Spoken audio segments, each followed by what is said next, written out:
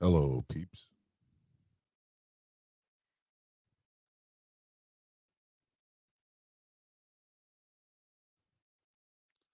Do, do, do, do.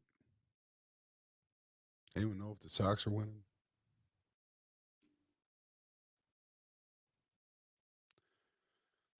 Anywho, so hello to everybody who's watching and will watch. Once again, it's the Lord's Day, so it's only right that it's the day for the White Devils. Uh, I am the hostess with the mostest, liberal stepper, radical Rich Herman, and I'll be flying solo today as Eddie and Rob are off. But we got some things to get into, and it's going to be good.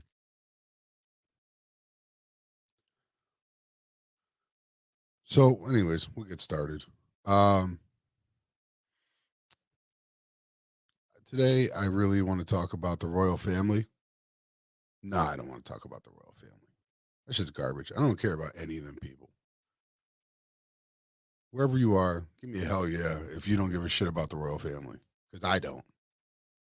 I don't understand the fascination with them. It's not even our country.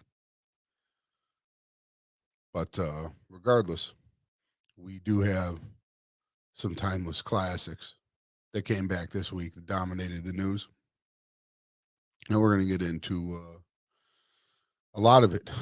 And yeah, it was a bad week for police related deaths, and we got a whole lot of guns. Two of the biggest issues that we tend to get into. I know I've been talking about them for years, and they were on full display this week. So let's start at the top. Derek Chauvin, the prosecution rested. The defense put their case on. It was like 2 days, way shorter than the prosecution's, which doesn't necessarily speak to the quality of it, but I don't think they had a whole lot to say. They blame carbon monoxide, tailpipe exhaust for killing them. Tried to suggest that. I don't believe that at all. I don't think anybody does. So they rested. Um, and next week we're going to deliberations. So I'm sure we'll be talking much more about that next week. There should be a verdict or some sort of result, anyways. And it's probably, I don't know. We'll see what happens with it. You know, I've said before, I think he's guilty. I don't want to say it's opinion because we all watch him get killed on tape, but you got to convince 12 jurors. It only takes one to hang it. So we will get to that more next week, but that's where we're currently at, juror deliberation. Um, so yeah, Minnesota is already pretty lit. Tension's high strung, and in comes Dante Wright. Dante Wright is a 22-year-old that was on probation. He missed a probation appointment and got a warrant. So he was driving down the street, I think it was last Sunday, and got pulled over for an expired tag. And they found out he had the warrant. So they went to apprehend him. These Brooklyn Center police. This was Brooklyn Center, Minnesota, which I believe is just outside Minneapolis. They went to detain him, and he tried to slip away. He tried to jump back in his car and take off. I don't. I'm not gonna say I don't know. Like I'm not the guy that's like, oh, he shouldn't have did this and that. But it's just never a good outcome when you try to run from the cops or even try to resist arrest.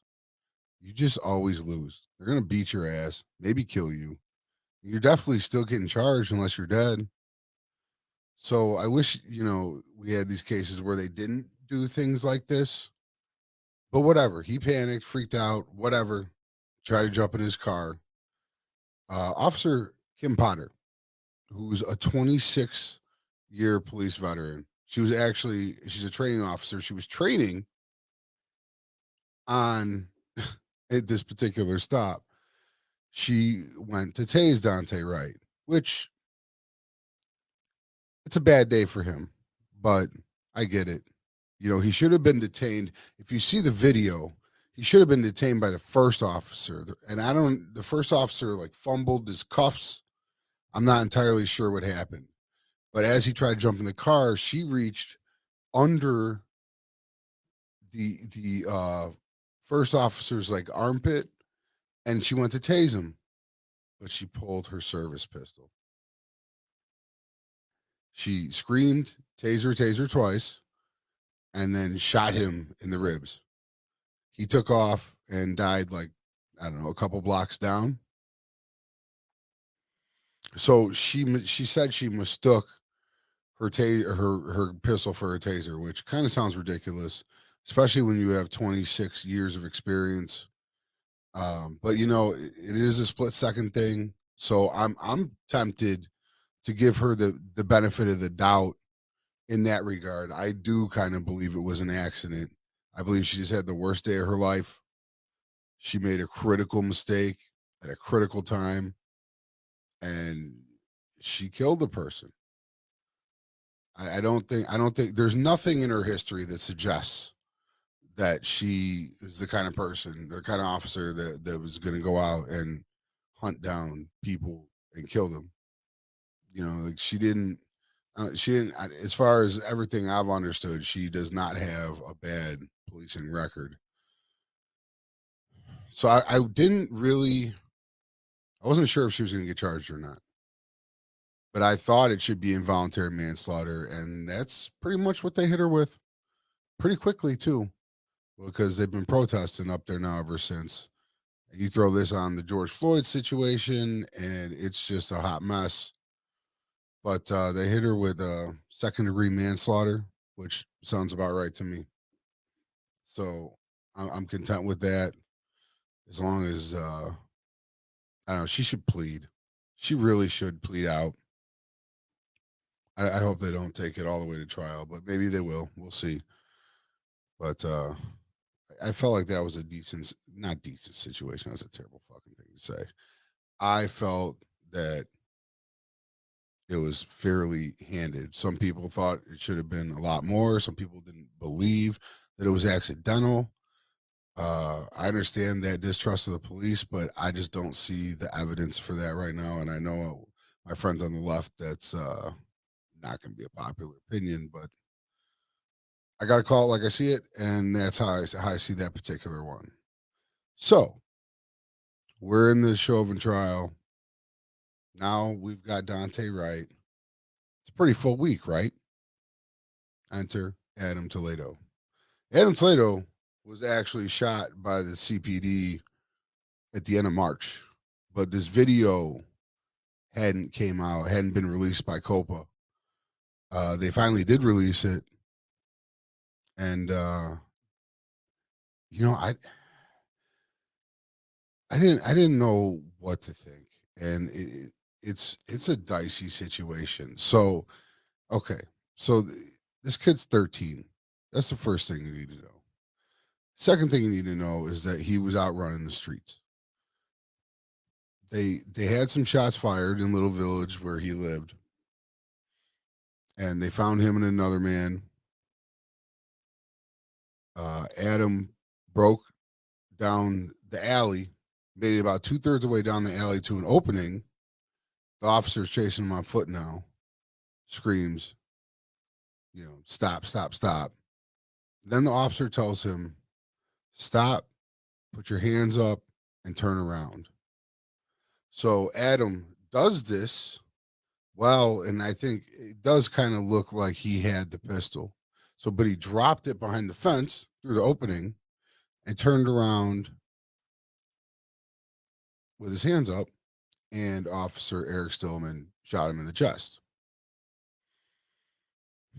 Now, this is a dice. This is a messy situation. You know, I sort of feel for the officer. I know that's going to be another unpopular thing to say. Just you're responding to shots fired. You're chasing a kid down the alley. It's about 3 a.m. You know, and it is. It's all very split second. So I understand and I get it to an extent. Um, there's two places I have problems. What I couldn't get over was, and I get all the other stuff, things the officer was dealing with, dark alleys, pistols, shots fired. He was told to stop, put his hands up, and turn around. Adam Toledo, and he did that, and he got shot in the chest. I'm having a hard time reconciling that. So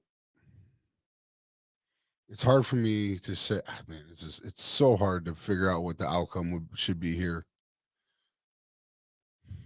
I want to give the cops just a little bit of leeway because I know what the South Side of Chicago is like. But he there was a compliant suspect who, for complying, got shot in the chest, and it goes also to a larger theory that I've been working around, which is, we have, I saw today, we have 120 guns per 100 people. We have 400 million guns in this country, roughly. If you're going to allow, and this is bigger picture stuff, but if you're going to allow these gun manufacturers to just flood the US with guns, you're not going to fucking pass any legislation against them. And you're just going to let them kind of be free and out there. In a lot of places, that's pretty much how it is. Then having a gun can't be a death sentence. Just possessing one. That's just not a good enough reason to kill somebody. If they're pointing it at you or shooting it at you, now I'm sure, again, the officer, they applied aid, they did everything they could. He only shot him once. It wasn't like Jason Van Dyke where he shot Laquan McDonald 16 times. He hit him once, but he hit him center mass. But still, man, he was in compliance. I understand he was doing all this other stuff before. So I understand why you might be freaked out, you know, but he was in compliance at that moment.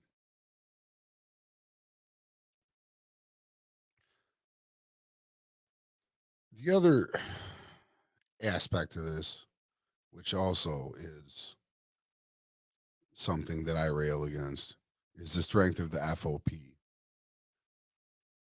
No, if it was a fairer thing, a more honest thing, but I'm going to play this interview for you by Chris Cuomo of John Catanzara, who is the Chicago union rep.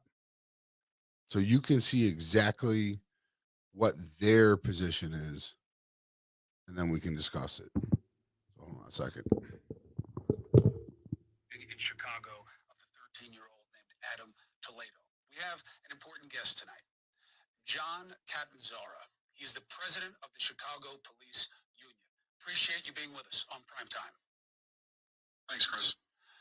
Help us understand why the union wants people to see this shooting as a regrettable but justifiable use of force by the officer. Well, time-lapse photo shows that officer had 0.8 of a second to determine if that weapon was still in his hand or not. Period. There's no way a rational person can say they can process that and their muscle reaction would be less than 1 second. The officer does not have to wait to be shot at or shot in order to respond and defend himself. There's no obligation whatsoever. So just help us understand. What you're saying is whether the 13-year-old had the gun or not doesn't matter? At the point he got shot, I'm not saying it doesn't matter. The reality is the officer responded to a shots fired call. There is no doubt that weapon was used. Shell casings were recovered at the location of the shot spotter where it went off, where they were shooting at a passing vehicle, which is overlooked in this whole situation. There's a bunch of different components to this whole situation. The officers were pretty close by when that shot spotter alert went off. They responded to the scene. Of course, The offenders took flight and left. There was no one else out on the street corner at that time. It was pretty obvious when the officers got there that they probably had something to do with those shots going off. They took off on foot. The officers gave chase. You could clearly see an object, which is the gun, in the offender's hand, in his right hand, as he enters that open fence area. Now, if you go back to the video from the school that shows the long shot, he absolutely has something in his hand. You could see him extending his right arm behind the fence and then coming up with an empty hand. So whatever he had in his hand was gone. The gun was what was recovered, and it wasn't recovered later. It was recovered immediately. The officers saw the gun right away as soon as they started rendering aid 10 seconds after the shot was fired. But again, from behind a fence to this in less than a second. In reality, an average human being could not block someone from slapping them in the face in less time than that, let alone deciding and registering. That it's a good reason why the officer only shot one. He would have been justified to shoot multiple times. We're trained to basically shoot two and reassess. That didn't even happen because by the time he had shot the first time in justification, he realized the gun was out of his hand. He didn't shoot a second time. That's the part I just want to understand, because look, this is an investigative phase, and I do understand from my own reporting that yes, the officer did immediately start to render aid. There was discussion about how their equipment was, and then afterwards he went and recovered the weapon. Now, here's the part I just want you to explain, if you would. If the kid was responding to the command, stop, show me your hands, drop it, and as you say, you can see from the camera that the kid threw it behind the fence. If you believe that it was obvious that the kid threw the gun behind the fence, as we see from the long shot from the school, why are you so quick to say it was obvious that the officer had to shoot? Because there's no way the officer could see where his arm went when it went behind that fence panel. It was totally blocked by the fence itself. There's no reason, and I'll tell you, we're coming up on the 20-year anniversary of a friend of mine, Officer Brian Strauss, who was shot in the middle of the night by a teenage gangbanger, June 30th of 2001. Brian didn't make it out of the alley that night. Again, we do not have to wait to be shot to respond.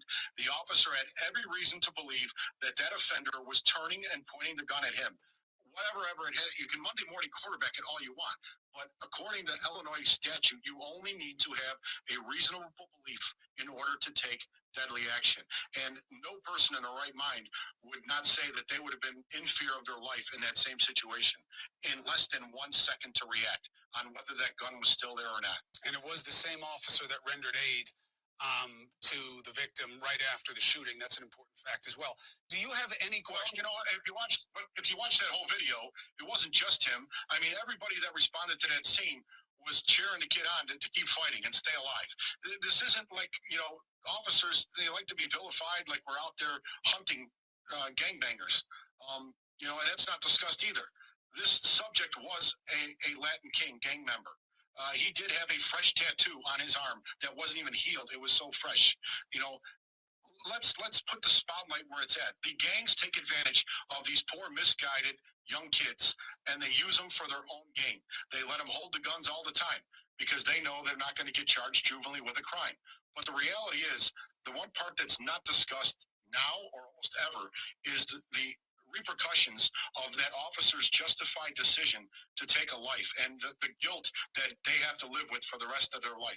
The mayor came out at a press conference today and was talking about how traumatic it was to watch this video and urging people to really take a second thought about doing it. Well, what do you think the officers who responded to that scene and were rendering aid and trying to save his life are now stuck with for the rest of their life?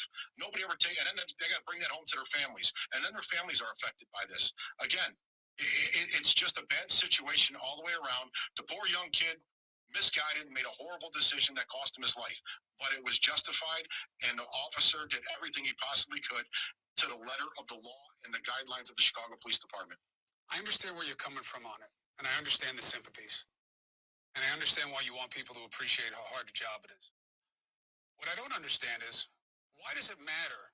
I mean, I don't know, and I haven't been able to confirm that the kid had any kind of gang affiliation, but even if you're right, why does that matter? Why does it matter that they were shooting at a passing vehicle?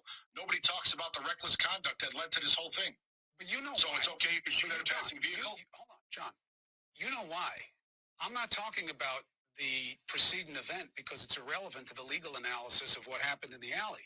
I'm not talking about whether the kid is in a gang. No, Chris, it's a direct no. That's not true.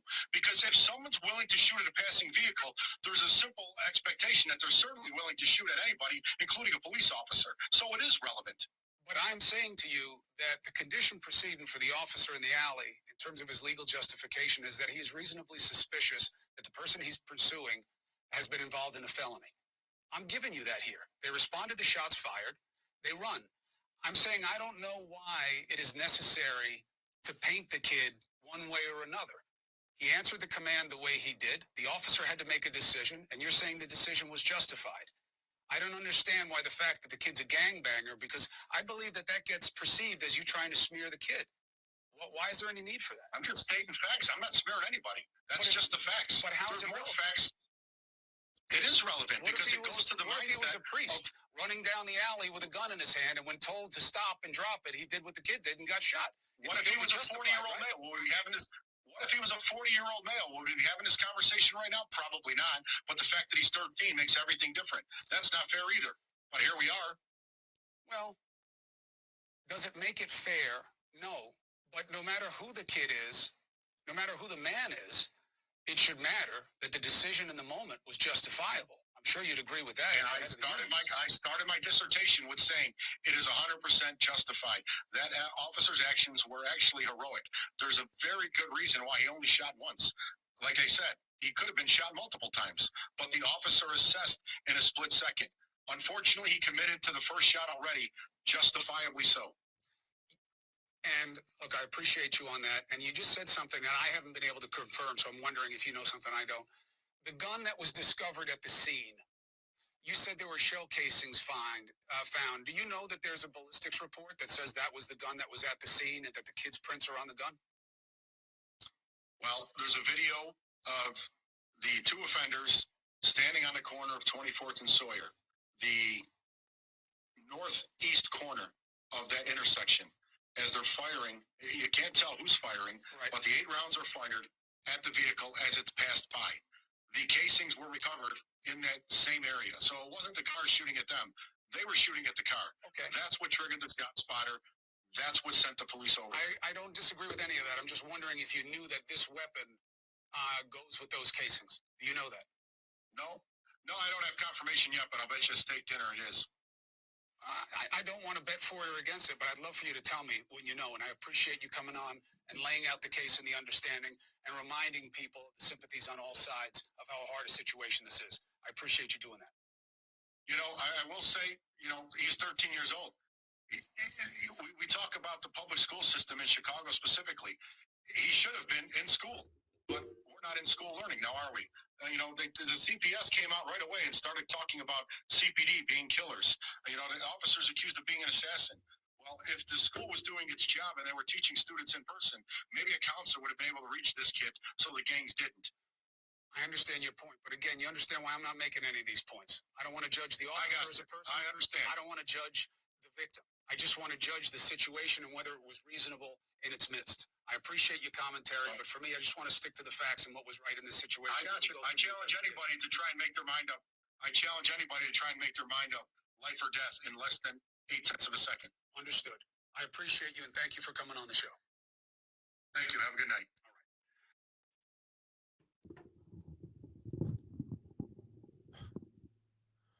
Chicago Police Union Rep John Catanzara, ladies and gentlemen. You know, I understand as a union rep, like it's your job to protect the people in your union or whatever. You know, you put the union members first. But there's such a callous indifference in what he just did. He sounded angry at the kid.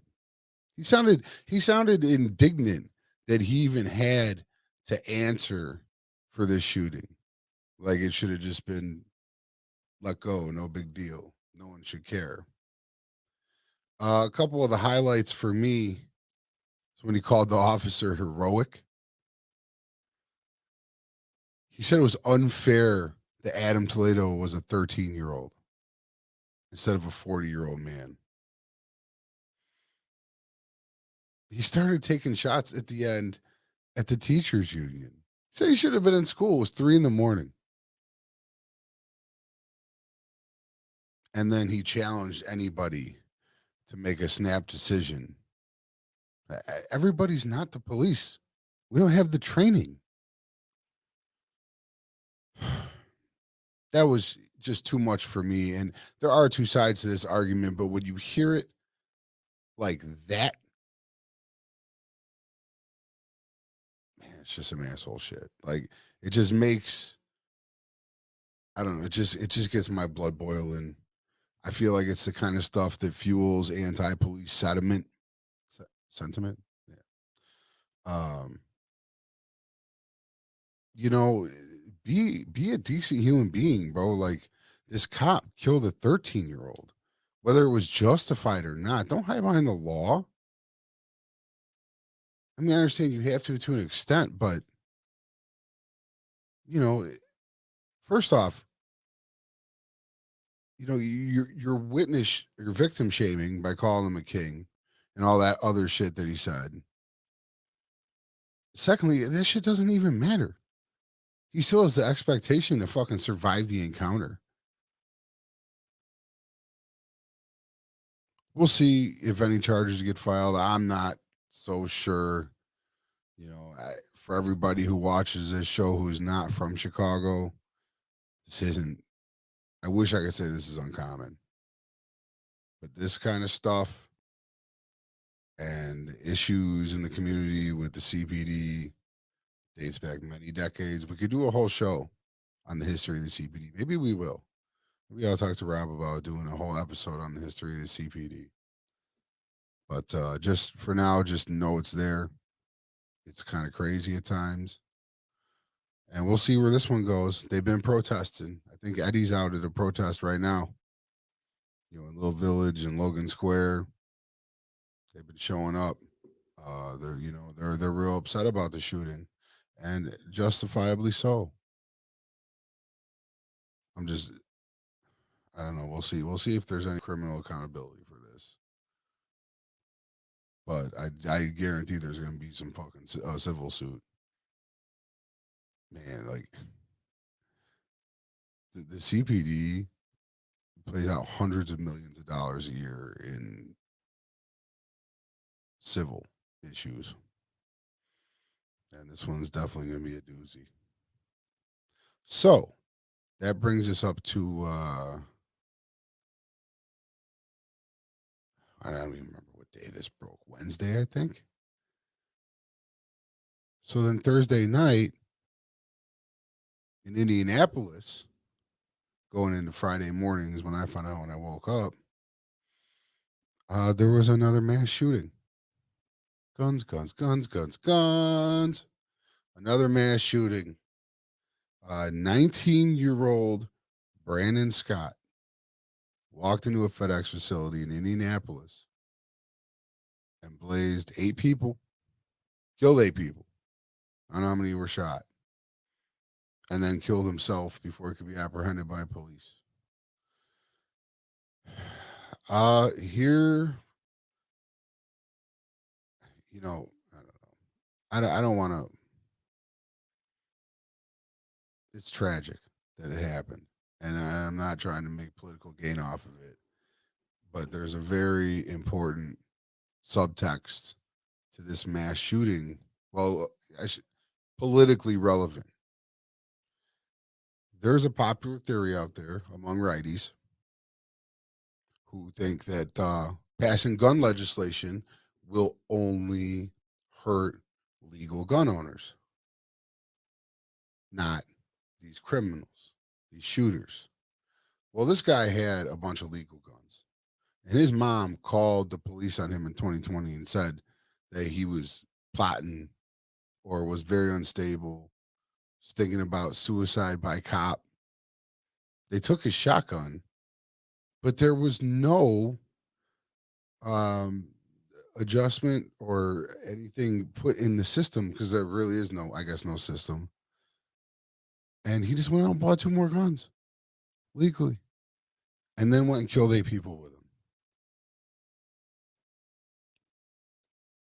These mass shooters have sort of a specific profile in a lot of ways. And one of them is that they're not criminals until they do the mass shooting. So a lot of the guns they use are legal because nobody's stopping them. I don't really feel like getting into gun legislation today. Um, we have before, we will again. But you guys know what we need. You know the things we can do. But we're flat tooth and nail. There's a couple different bills that went through the House. There's a couple senators working on some things, but you gotta get 60 votes, or it's filibuster time, and then nothing ever changes. There was a bunch more shootings too. I just heard about this morning. Akron, so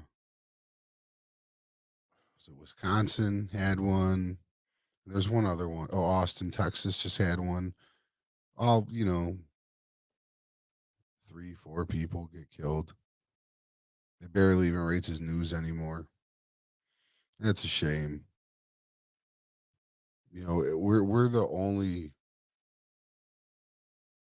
like first world country that has gun problems like this.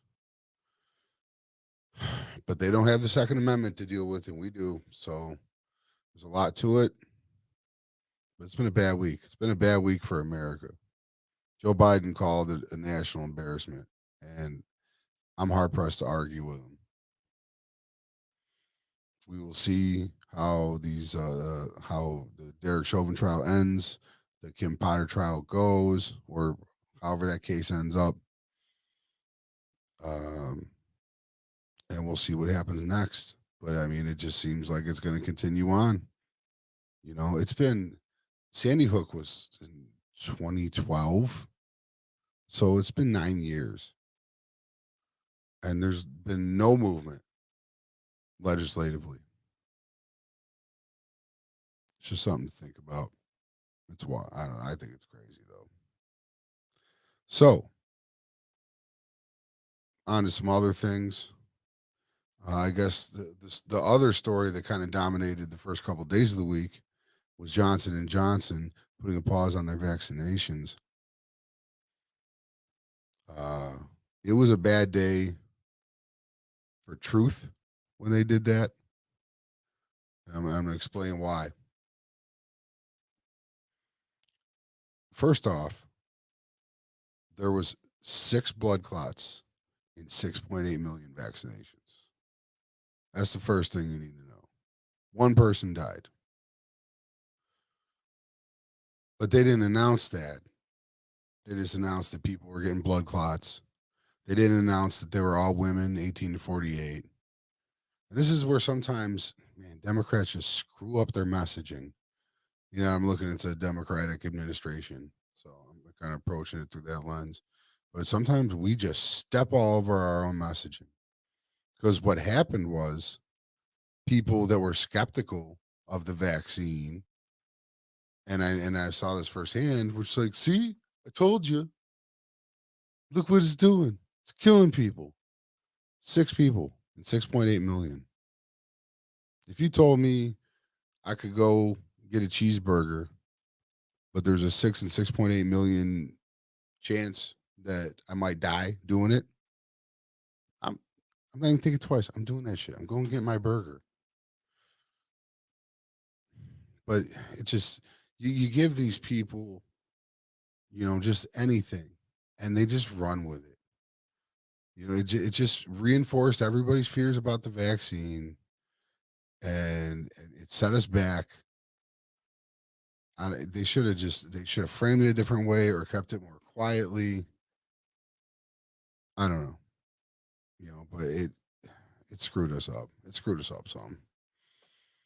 So, uh, and there's really just one more thing to touch on today, which is Marjorie Taylor Greene on Friday had one of her representatives announce that they were launching an America First caucus.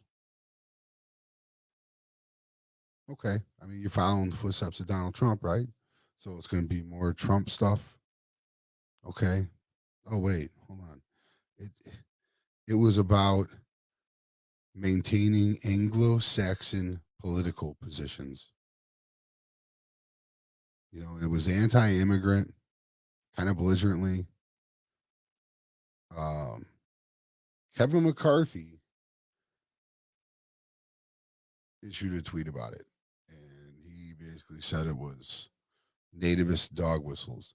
I don't like using the term nativist because we're not Native Americans. No one in this particular discussion. So it's just flat out racism is what most people are calling it. The Anglo-Saxon political positions, and you can look it up for yourself if you want, but it talks a bunch of other racist type shit. So Friday, one of her representatives announced that they were forming this caucus very soon. A couple people got behind it. Matt Gaetz, of course. A couple other guys. I don't know, losers. I don't even know their names. But after they saw the political or the popular reaction, which was what the fuck is this? Basically, on Sunday they said it doesn't exist and they're not launching it. So maybe I don't know if the Legion of Doom is just kind of going back down into the lake in their whatever that fucking thing is, a spaceship Hall of Doom. I don't know what it's called off the top of my head. I don't know if they're I don't know if they're going into hiding with it or if they're just dissolving it and walking away. But it's the same group, mostly in the House. That it's like, bro, if you're just gonna be like pro-white, just come out and say that. What the fuck is an Anglo-Saxon political position? I don't care for it. I don't care for it one bit. But on the fight goes. That's about all we have for today. um, like I said earlier, it's gonna be a bridge version because I'm running solo dolo, but I still bring it to you because the show must go on, man, and we got to discuss these things, and we got to break these things down, and I got to get them off of my chest. I listen to that, I take it in all week, and then Sunday I try to let it all out. Everything I've learned, every opinion I've formed, position I've formed. So we will be back next Sunday. Hopefully, Rob will be back with us, and or Eddie. We shall see. Until then, you guys take care of yourselves. Everybody stay safe out there. Yo, what happened to peace?